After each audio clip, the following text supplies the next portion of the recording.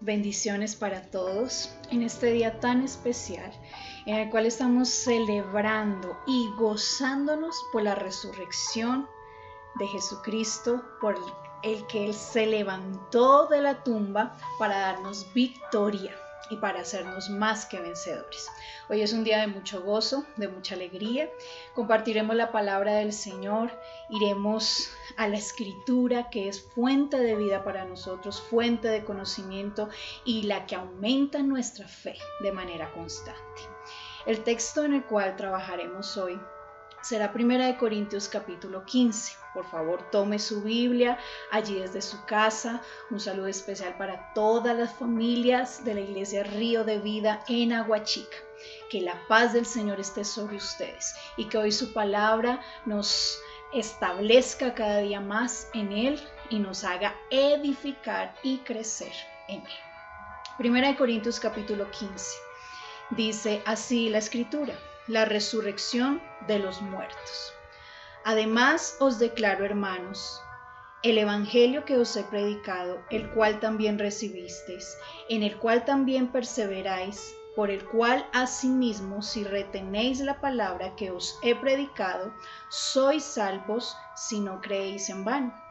Porque primeramente os he enseñado lo que asimismo recibí, que Cristo murió por nuestros pecados conforme a las Escrituras, y que fue sepultado y que resucitó al tercer día conforme a las Escrituras. Vamos a ir desglosando este capítulo 15 de 1 Corintios. La palabra resurrección nos señala entonces la existencia de que hay algo más allá de la tumba. Hay algo más allá después de la muerte, y por eso hoy hablamos de resurrección. La doctrina de la muerte y resurrección de Cristo es el fundamento del cristianismo. Si la quitamos, si la sacamos de nuestra fe, entonces estamos en nada. No tendríamos ninguna esperanza de una vida después de la muerte, de una vida eterna, de una vida futura.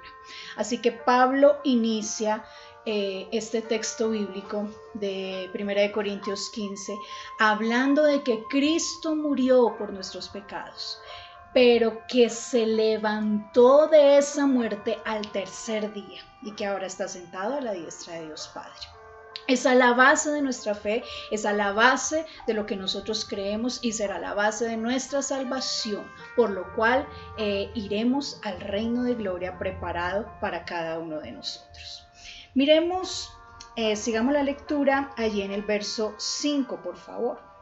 Y que apareció a Cefas y después a los 12.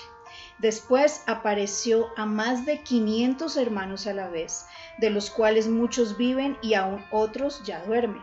Después apareció a Jacobo, después a todos los apóstoles, y al último de todos, como a un abortivo, me apareció a mí, porque yo soy el más pequeño de los apóstoles, que no soy digno de ser llamado apóstol, porque perseguí a la iglesia de Dios. Aquí Pablo entonces pone como base el fundamento de que Cristo murió, resucitó al tercer día y además da una evidencia de esa resurrección. Esto no es un cuento de hadas, esto no es algo de invención humana. La resurrección de Jesucristo es real y porque Él vive, usted y yo viviremos también mañana con Él. Así que empieza a desglosar y a decirnos cuántas personas lo vieron a Él después de resucitado. Pero me llama la atención 3 personajes que Pablo menciona en estos versículos bíblicos. El primero de ellos es Cefas. Cefas es el mismo Pedro. Es impresionante saber que una de las primeras personas a las cuales nuestro Señor resucitado apareció fue al discípulo que lo negó. ¿Qué lo negó? Fue a este discípulo que lo traicionó. Así que esto nos está mostrando el amor y la gracia del Señor por todos nosotros. Posiblemente muchos hubieran descartado a Pablo de primera, nunca más a Pedro, nunca más lo hubieran tenido en cuenta. Pero nuestro Señor Jesucristo, resucitado, se levanta de la tumba y se presenta delante de aquel que lo había traicionado. Se presenta delante de aquel que lo había negado, solamente porque quería levantarlo y quería consolarlo del dolor que le generaba esa traición a Pedro. Otro personaje que se nombra aquí es Jacobo. Jacobo es el mismo Santiago, hermano de Jesús. No pertenecía al grupo de los 12, no pertenecía a los discípulos. Siempre estuvo negando el ministerio de Jesús como hermano de él. Siempre estuvo sacándolo afuera. Siempre negó el ministerio de Jesús. Pero cuando Cristo se levanta de entre los muertos, corre a buscar a este hombre que lo había tratado como loco, que lo había desechado, que lo había humillado porque él predicaba el evangelio del reino de los cielos. Y ahora se acerca a este hombre resucitado para proveer la libertad del alma que él necesitaba, traer paz a esa alma turbada que tenía Jacobo, Santiago en este momento. Así que es conmovedor, es impresionante ver el amor de nuestro Señor, que se acerca a estos hombres que le hicieron daño, que se acerca a estos hombres que lo traicionaron, y en su resurrección, en su victoria, se muestra a ellos. Y hay un tercer personaje y es Pablo mismo. Pablo habla de sí mismo como indigno de haber visto al Señor Jesucristo resucitado, porque él reconoce que le hizo grande daño a la iglesia, persiguiéndola, azotándola, entregándola para ser encarcelada, y dañó mucho el evangelio en ese tiempo. Pero el Señor Jesucristo, que se levantó de los muertos, que vive y vive para siempre, se presentó a estos hombres y hoy también se quiere presentar delante de ti y delante de mí, no crucificado, no sufriente, sino ahora como un rey victorioso que salió de la tumba y que ahora reina para siempre sentado a la diestra de Dios Padre. Ese mismo Jesucristo resucitado quiere presentarse delante de ti que has sido pecador, delante de ti que los hombres te ven indigno, delante de ti que te has hundido en el fango del pecado y que has contaminado tu vida, que has negado a Cristo, que lo has traicionado. El Señor resucitado, Jesucristo vivo, salido de entre los muertos, quiere presentarse hoy delante de ti. Asimismo como lo hizo con Santiago, así como lo hizo con Pedro, así como lo hizo con Pablo. Hoy el Señor quiere traer una esperanza viva para ti y para mí. Sigamos la lectura en el verso 12. Dice la palabra: pero si se predica de Cristo, que resucitó de los muertos, ¿cómo dicen algunos de vosotros que no hay resurrección de muertos? Porque si no hay resurrección de muertos, tampoco Cristo resucitó. Y si Cristo no resucitó, vana es entonces nuestra predicación, vana es también vuestra fe, y somos hallados falsos testigos de Dios, porque hemos testificado de Dios de que Él resucitó a Cristo, el cual no resucitó si en verdad los muertos no resucitan. Porque si los muertos no resucitan, tampoco Cristo resucitó. Y si Cristo no resucitó, vuestra fe es vana. Aún estáis en vuestros pecados, y entonces, dice la Escritura, también los que durmieron en Cristo perecieron. Si en esta vida solamente esperamos en Cristo, somos los más dignos de conmiseración de todos los hombres. Así que Pablo, una vez presentando a la iglesia de Corintio, a los hombres y a las mujeres a los cuales el Señor Jesucristo se les presentó después de resucitado, da una evidencia de la resurrección de Cristo. Ahora empieza a confrontar a aquellos que no creen en la resurrección de los muertos, y los confronta con 5 aspectos importantes. El primero dice, si Cristo no resucitó, entonces vana sería la predicación. ¿Para qué predicamos si Cristo no ha resucitado? Segundo, vana sería nuestra fe. ¿En qué hemos creído? Si Cristo no resucitó, ¿para qué esta fe que estamos confesando? Seríamos unos falsos testigos de Dios, porque hemos hablado del poder de la resurrección, porque hemos hablado del poder de Cristo salido de entre los muertos. Si Él no resucitó, vana sería entonces. No seríamos esos testigos fieles del Señor. Cuarto, estaríamos aún muertos en nuestros delitos y pecados. Nada puede hacernos libres realmente de nuestra maldad, de nuestra naturaleza pecaminosa, sino solamente la muerte de Cristo y su resurrección en victoria. Pablo entonces dice y da otro aspecto refutando a aquellos que no creían en la resurrección de los muertos, y les dice, si ustedes no creen, entonces los que murieron en Cristo, los que murieron creyendo, tampoco tienen esperanza y no tendrán vida eterna.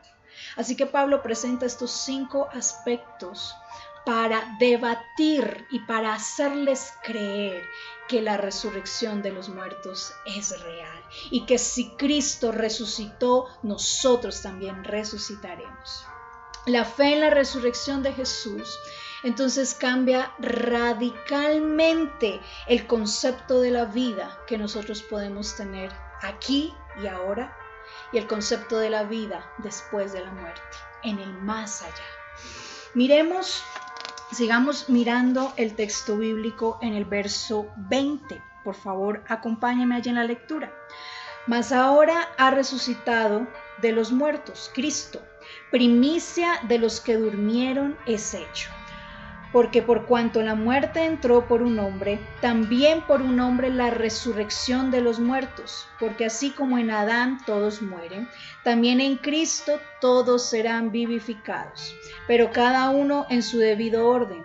Cristo las primicias, luego los que son de Cristo en su venida, luego el fin, cuando regrese el reino a Dios y Padre, y cuando haya suprimido todo dominio, toda autoridad y potencia, porque preciso es que reine hasta que haya puesto a sus enemigos debajo de sus pies.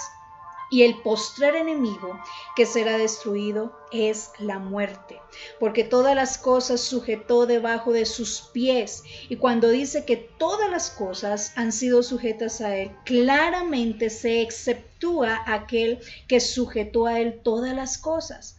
Pero luego que todas las cosas le sean sujetas, entonces también el Hijo mismo se sujetará al que sujetó a él todas las cosas, para que Dios sea todo en todos.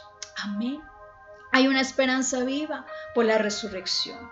Todos los que por la fe nos hemos unido a Cristo, tenemos la certeza que por su resurrección nosotros también seremos resucitados. Hay una certeza, hay una seguridad a los que hemos estado unidos a Cristo en la fe. En un principio, Dios creó al hombre, Adán y Eva, y puso en ellos eternidad. Pero a causa del pecado de Adán, del primer hombre, entró la muerte y entonces la inmortalidad salió de la naturaleza humana y fue traspasada la naturaleza pecaminosa de generación a generación.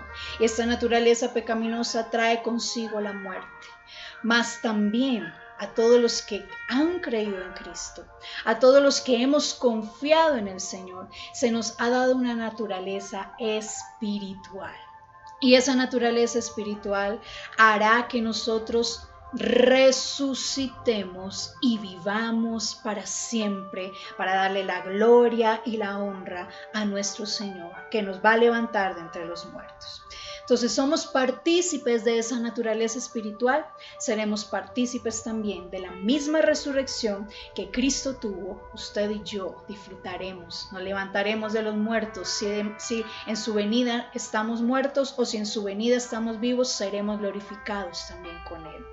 Habrá un orden en la resurrección. El texto que acabamos de leer nos lo explica. Primero, Cristo, la primicia, el primogénito de entre los muertos, resucitado para gloria de Dios Padre. Segundo, cuando Él venga, en su venida se levantará de la muerte, se levantará de la tumba, se levantará todo aquel que haya creído en Cristo como su Salvador y que lo haya confesado. Todo aquel que ha sido redimido se levantará también de su tumba, de su muerte. Y por último, también los impíos serán levantados y resucitados para el juicio final. Así que Cristo es nuestra primicia. Así como Él fue levantado de la tumba, tú y yo lo seremos. Y los que han muerto en Cristo serán levantados para darle la gloria a nuestro Señor. Entonces será el fin, dice Pedro a la iglesia de Corintio. Será el fin cuando Jesucristo entregue el reino a su Padre. Una vez haya sometido a todos sus enemigos bajo sus pies, ahora entregará el reino a su Padre y vendrá el fin. El fin vendrá y para siempre será destruida la muerte. Ese enemigo, ese postrer enemigo tendrá destrucción total, que es la muerte. Y estaremos plenamente en el diseño original de Dios, eternidad, vida para siempre, porque nuestro enemigo, la muerte, será destruido, la naturaleza pecaminosa será destruida y viviremos para siempre con el Señor. Sin la resurrección, entonces, el cristianismo se convertiría en una confesión vacía, en una confesión ingenua, en una confesión necia. Pero la resurrección de Cristo nos da esperanza de una vida futura. Hay una vida después de la muerte. Como Cristo se levantó de entre los muertos, seremos levantados. Hay una esperanza para vivir eternamente con Él. Por eso Pablo nos insta en el versículo 34, nos dice: velad debidamente y no pequéis. No podemos seguir viviendo la vida como si solamente fuera estos días acá sobre la faz de la tierra, porque esta tierra se acabará, esta vida se acabará, este cuerpo se acabará y llegará el más allá, llegará la eternidad. Por eso Pablo nos insta: velad debidamente, debemos estar despiertos, atentos al movimiento espiritual, al movimiento de los tiempos que Dios está dando en este momento, velando. Y dice: y no pequéis, no contaminando nuestra vida con impureza, con la impiedad, con el pecado, apartándonos para vivir en obediencia, apartándonos para vivir una vida que agrade al Señor, que nos resucitará, que nos sacará de los muertos y que nos llevará a la eternidad con Él por siempre y para siempre.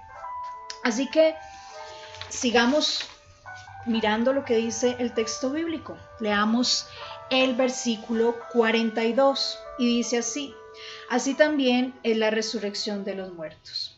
Se siembra en corrupción, resucitará en incorrupción. Se siembra en deshonra, resucitará en gloria. Se siembra en debilidad, resucitará en poder. Se siembra en cuerpo animal, resucitará cuerpo espiritual. Hay cuerpo animal y hay cuerpo espiritual. Así también está escrito: fue hecho el primer Adán alma viviente y el postrer Adán espíritu vivificante. Entonces, se nos declara que nuestro cuerpo es como una semilla que se siembra en tierra al momento de morir.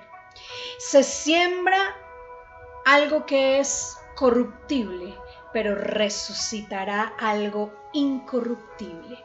Se siembra algo que es vergonzoso, pero resucitará algo glorioso. Se siembra la semilla de lo débil, pero resucitará algo poderoso. Se siembra un cuerpo físico, pero se levantará en resurrección un cuerpo espiritual. El cuerpo que nosotros hoy tenemos, esta casa en la cual habita nuestro espíritu y nuestra alma, es una casa corruptible. Es un cuerpo vergonzoso, es un cuerpo débil, es un cuerpo que es físico.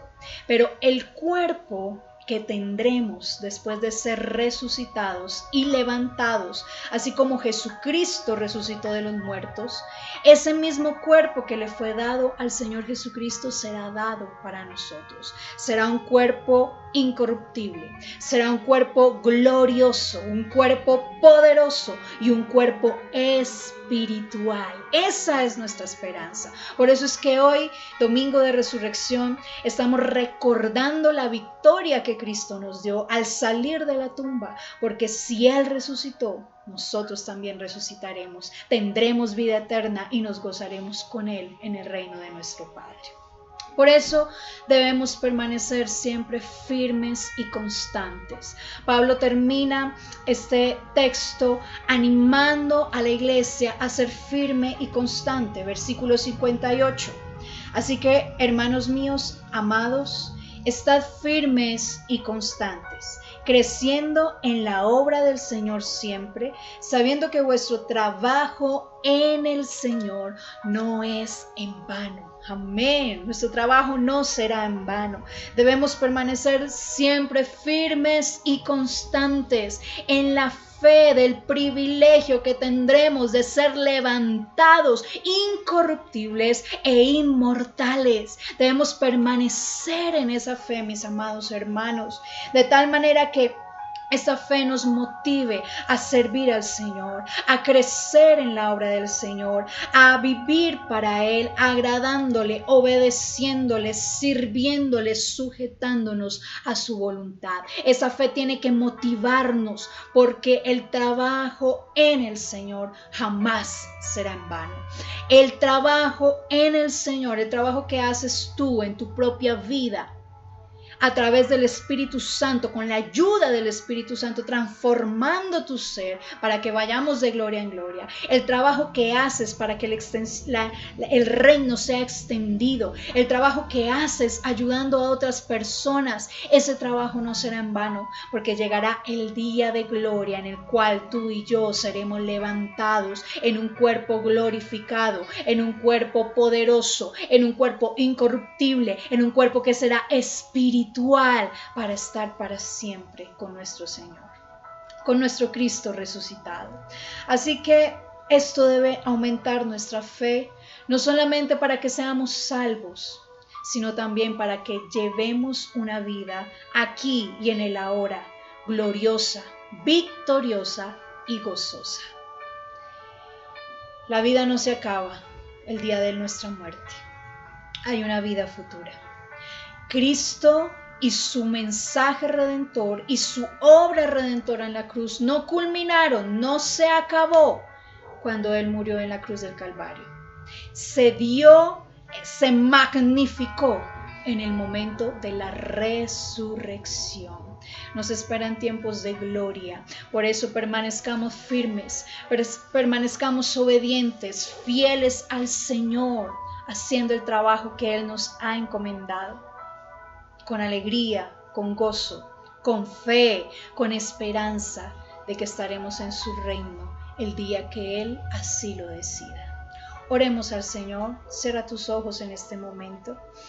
Semana Santa para muchos, estos días que se han llamado santos, estos días de recogimiento, para muchos es un tiempo de aflicción, para muchos es un tiempo de entristecer su alma.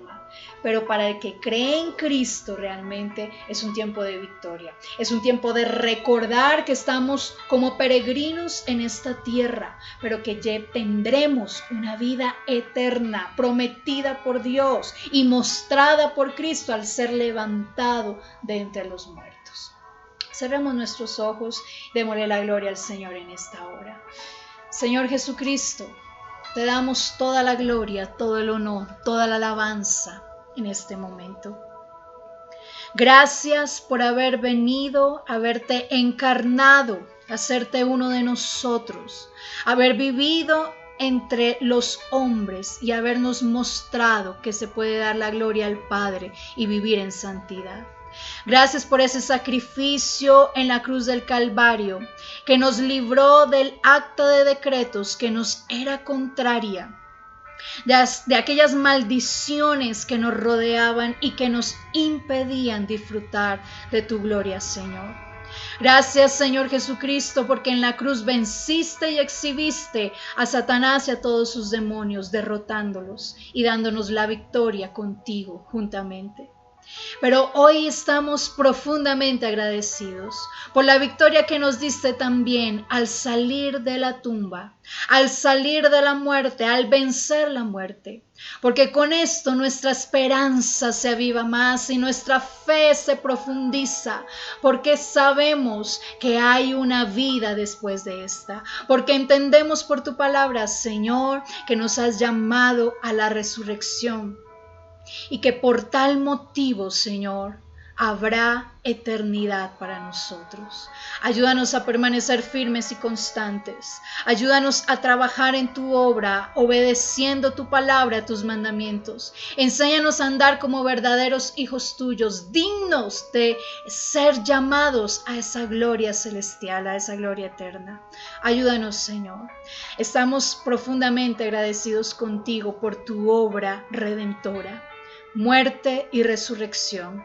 Gracias, Señor, por salvarnos, por amarnos tal y como somos, por perdonarnos y por llevarnos a esas moradas celestiales que tienes preparadas.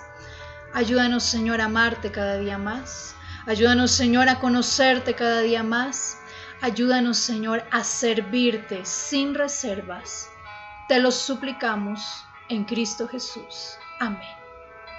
El Señor les bendiga grandemente. Un saludo muy especial para todas las familias de Río de Vida. Para cada niño, los amo profundamente, a todos los pequeñitos de nuestra iglesia. Para cada joven, orando por ustedes, para que el propósito de Dios se siga cumpliendo y se siga manifestando en sus vidas y ustedes sean poderosos en Cristo. A cada mujer, a cada varón, un abrazo fraternal. Mi corazón agradece a Dios por conocerles, por permitirme estar entre ustedes. Los bendigo en Cristo Jesús.